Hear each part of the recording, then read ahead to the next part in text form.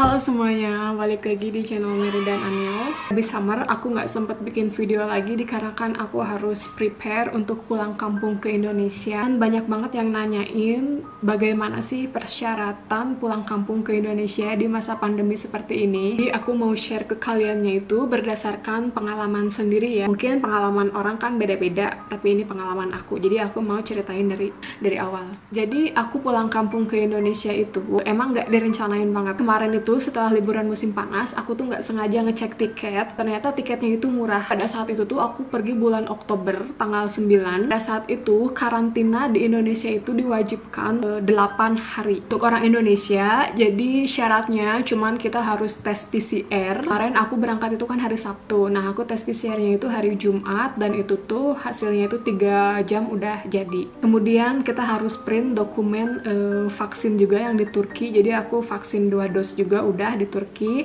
itu udah aku print, jadi itu semua aku bawa ke Indonesia. Setelah aku sampai di Indonesia, aku harus ngisi formulir kayak formulir kesehatan gitu ya apa gimana. Aku pikir aku harus nginstal Peduli Lindungi di aplikasi. Cuman pada saat itu aku nggak bisa ngisi data pribadiku di Peduli Lindungi.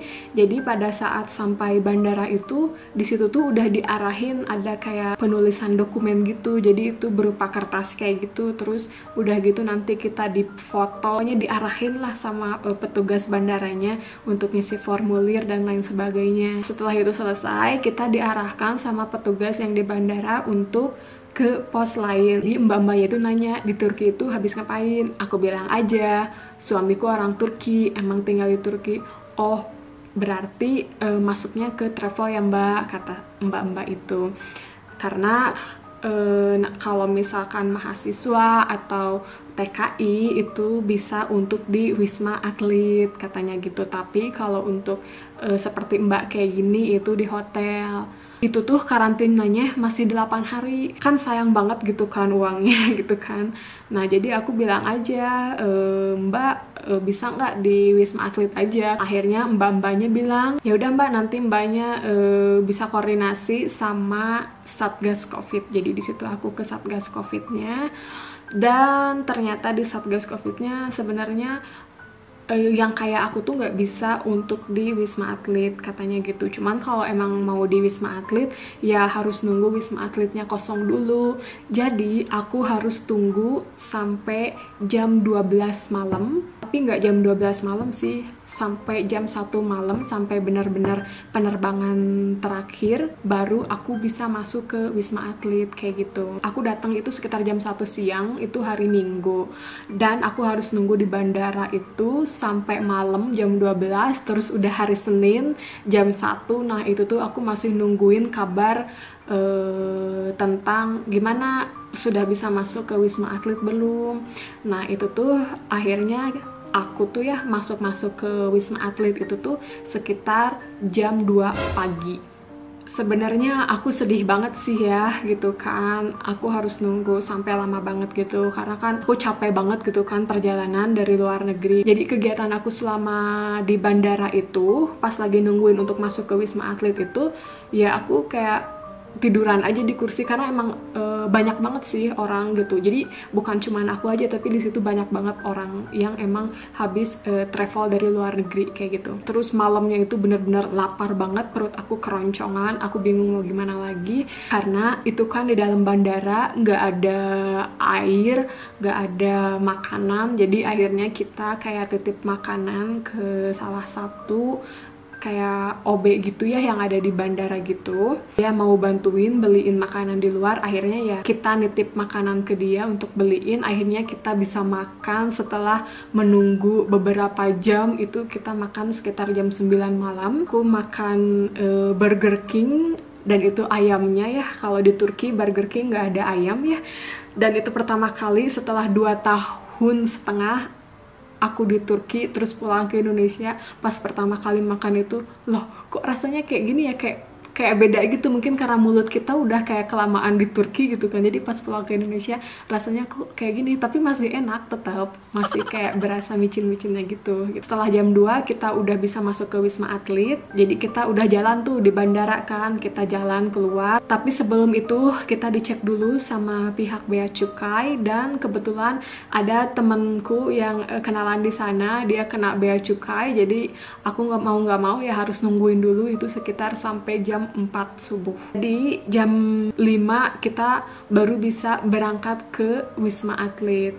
Nah, tapi kita itu ya berangkat ke Wisma Atletnya itu bukan ke Wisma Atlet yang di Pademangan, tapi kita di Wisma Atlet yang di Rusun Rumput. Sampai sana itu sekitar jam 7 ya, jam 7 apa setengah 7 gitu, udah ada matahari. Jadi aku udah nggak bisa ngomong apa-apa karena super duper capek, 100% capek dari hari Jumat. Bayangin kan, aku flight terus hari Senin pagi aku baru nyampe Rusun Rumput. Dan di Rusun Rumput pun kita harus registrasi dulu, terus kita ada bimbingan dulu dari dari pihak sananya, nanti gini gini gini gini. Nah, terus kita nunggu dulu untuk dapat kamar. Nah, akhirnya kita udah tuh dapat kamar. Nah, ini suasana kamar aku. Ini aku baru masuk kamar, itu jendelanya itu ya nggak ditutup sama sekali. Barang-barang masih tersimpan di sana, belum diberesin karena aku lapar banget, dan alhamdulillah udah dapat makan ini. Dan ini aku duduk di kasur, ini aku ditilamin sama selimut karena kotor, berdebu. Dan itu ada wastafel tuh di sebelah sana. Dan ini ada kamar dua itu ada temanku di dalam. Itu ada kamar mandi ke sana, dan ini ada AC juga di situ. Dan ya nanti aku tidurnya bakalan ganti spray karena aku bawa spray. Nah, jadi ini selimut yang nggak dipakai di kamar sebelah, aku pakein jadi hordeng, aku akalin kayak gini. Karena banyak banget kan petugasnya cowok-cowok yang lewat, terus yang buka pintu di depan itu, aduh kelihatan banget dong. Nah, jadi kita tutupin aja kayak gitu. Nah, ini ada wastafel, di bawahnya itu ada airnya untuk pembuangan wastafel itu, dan airnya itu benar-benar gak enak banget baunya, karena dari si wastafel itu kan air kotor gitu ya, jadi bau banget, ya ampun. Biar rapih, barangku disimpan di kamar yang gak kepake ya, kayak gini. Dan aku udah ganti spray, tidur jadi lebih nyaman. Pemandangan kota Jakarta dari kamar karantinaku, Masya Allah, cantiknya. Nah, aku dapat informasi dari teman sekamarku yang sebelumnya pernah karantina juga di Wisma Atlet, tapi di Wisma Atlet Pademangan. Jadi di Wisma Atlet Pademangan itu furniturnya itu lebih bagus daripada yang di Wisma Atlet Rusun Rumput.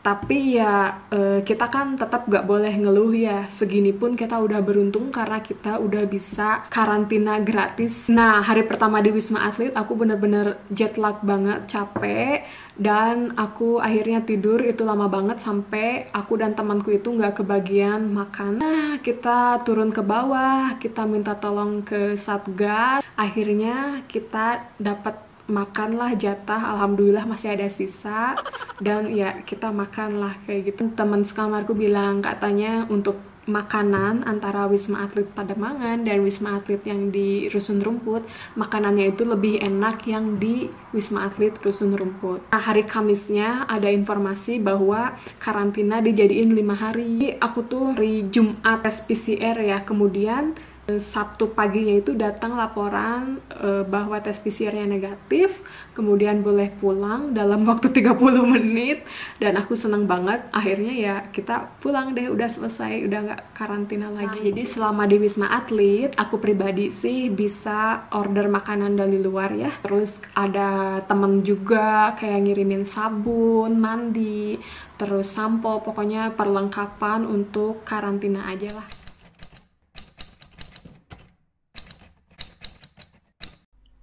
Guys, jadi ini aku lagi lihat-lihat Instagramnya Scarlett nih ya.